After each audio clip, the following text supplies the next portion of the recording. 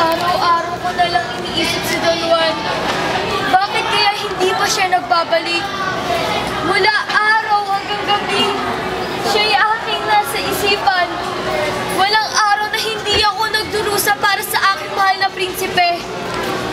Ano kaya ang nangyari sa kanya at hindi niya tinutupad ang kanyang pangako sa akin? Ako na nga ba ang kanyang minamahal? 7 taon ang hiningi ko sa inyong ama para ika'y magbalik. Hindi ako makakapayag na ako'y ikakasal lamang sa taong hindi ko namamahal. Oh, Don Juan! Yakap mo'y aking hanap. Sana man lang ika'y magbalik para sa akin.